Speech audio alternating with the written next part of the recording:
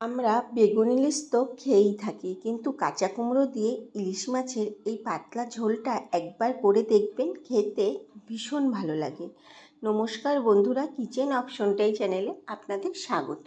আমি এখানে 4 পিস ইলিশ মাছ ভালো করে ধুয়ে নিয়েছি। দিয়ে দিলাম পরিমাণ মতো লবণ এবং পরিমাণ মতো হলুদ, আর বেশ খানিকটা দিয়ে দিলাম কাঁচা সর্ষের তেল। এখন মাছগুলোর গায়ে বেশ ভালো করে মাখিয়ে নেব। মাছগুলোর গায়ে নুন, হলুদ, কাঁচা সর্ষের তেল মাখিয়ে নিয়ে কিছুক্ষণের জন্য রেস্টে রেখে দেব। ওই ধরুন আমি 15 মিনিট মতো রেস্টে রেখে দিয়েছিলাম। এখন কড়াইতে বেশ খানিকটা তেল বসিয়ে দিয়েছি। তেলটা ভালো মতো গরম হয়ে গেলে মাছগুলোকে ভাজার জন্য দিয়ে দিলাম। আর আমি পরিমাণ মতো এইদিকে কাঁচা কুমড়ো লম্বা লম্বা করে কেটে নিয়েছি। আপনারা আপনাদের পছন্দ মতো কেটে নেবেন। এদিকে মাছগুলোর এক পিঠ ভাজা হয়ে গেলে মাছগুলোকে উল্টে দেব। কীভাবে অপর পিঠও ভেজে নেব। এইদিকে একটা মশলা করে নিই। একটা মিক্সির ছোট জার নিয়ে নিয়েছি, দিয়ে দিলাম আদা আর কাঁচা লঙ্কা। তবে ঝালটা কম বেশি করে আপনারা প্রয়োজন অনুযায়ী ব্যবহার করবেন। আর দিয়ে দিলাম গোটা জিরে। এবার মশলাটাকে পেস্ট করে নেব। তবে আদাটা কিন্তু একটু কম ব্যবহার করতে হবে।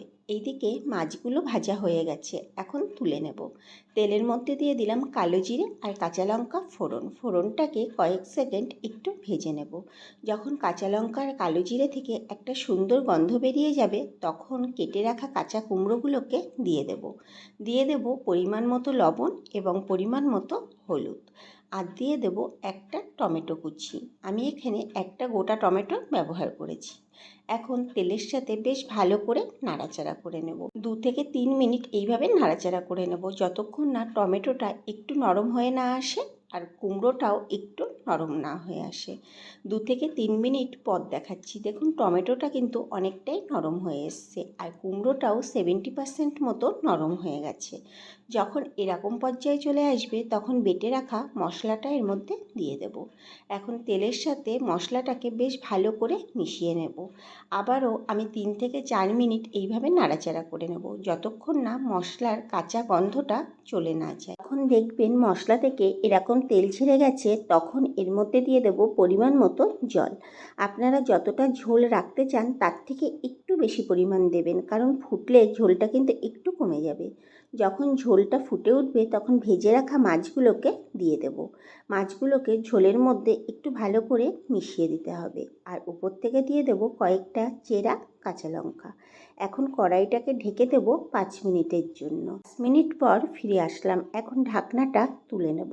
ঝোলটা একটু নেড়ে নেব, তবে নাড়ার সময় খুব সাবধানে নাড়তে হবে। ইলিশ মাছ যেহেতু ভীষণ নরম হয়, যাতে ভেঙে না যায় সেদিকে লক্ষ্য রাখতে হবে। এবার লবণটা চেক করে নিতে হবে, আর দেখে নেব কুমড়োটা নরম হয়েছে কিনা। কুমড়োটা একদম নরম হয়ে গেছে। এবার কড়াই থেকে নামিয়ে নিয়েছি। তৈরি হয়ে গেল কাঁচা কুমড়ো দিয়ে ইলিশ মাছের পাতলা ঝোল। গরম ভাতের সাথে একবার বাড়িতে পরিবেশন করে দেখবেন, খেতে দারুণ লাগে। একবার হলেও বাড়িতে তৈরি করে অবশ্যই দেখবেন। আর ভিডিওটা যদি ভালো লেগে থাকে, আমার চ্যানেলটিকে সাবস্ক্রাইব, আর ফেসবুক পেজ থেকে দেখে থাকলে পেজটিকে ফলো করে দেওয়ার অনুরোধ রইল। দেখা হচ্ছে নতুন একটি ভিডিওতে।